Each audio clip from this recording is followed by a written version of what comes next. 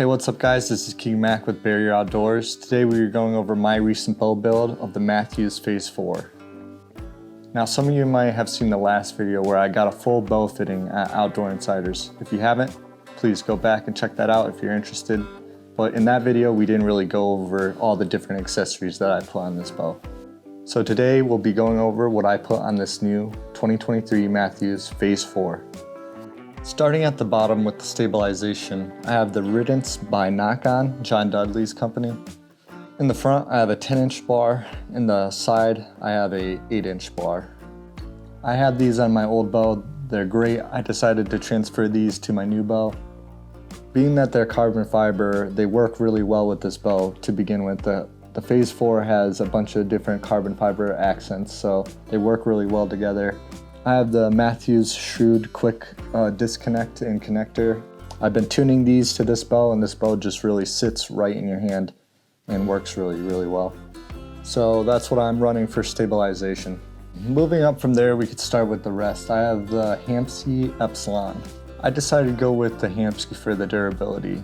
It's a solid, well-built, well-contained unit. The Epsilon is a limb-driven rest versus a cable-driven.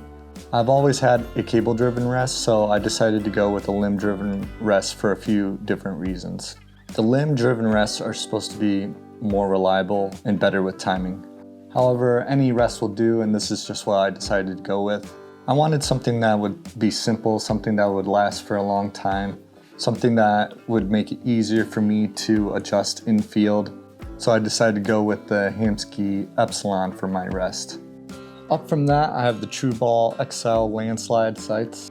Talking about the carbon fiber earlier, these sights also have carbon fiber accents. The dovetail is carbon fiber. So I have carbon fiber for my stabilization, carbon fiber for my different accents on the bow, as well as for the sights. So all the carbon fiber really is keeping this bow lightweight, which is ideal. This is my first dovetail sights. I decided to go with them because they're supposed to bring a smaller sight picture as they are moved away from the bow. So the dovetail is just something I'm going to be experimenting with, being that it's my first dovetail. So this is something that I'm sure I'm going to talk about more in the future videos. So it's something that maybe you will want to follow along with. One thing that I love about these sights is that the sight tape is on a vertical slider versus something like a Spot Hog, which has the sight tapes going around the twisting knob. Sighting this bow in is going to be a breeze, as well as extremely accurate. So all in all, this sight is just something that I think is going to make me extremely accurate. So yeah, I went with the TrueBall XL landslide. Obviously, it's a great sight. I got a 3-pin. One thing that you want to look for if you're getting a Phase 4 is there is an adapter that pushes your sights over to the right. You're going to need that if you are looking to put these sights on your Phase 4. It's a bridge lock adapter, so look for that. Lastly, I just wanted to hit on the arrows. I have the BAP TKO Expert Series. These are a 300 spine. I also have a 50 grain insert running a 100 grain field point tip. So altogether, these should be somewhere in the 400s. Don't know a lot about arrow building. This is what the shop manager recommended, so these are the arrows that I'm going to be running until I could learn more about arrow building.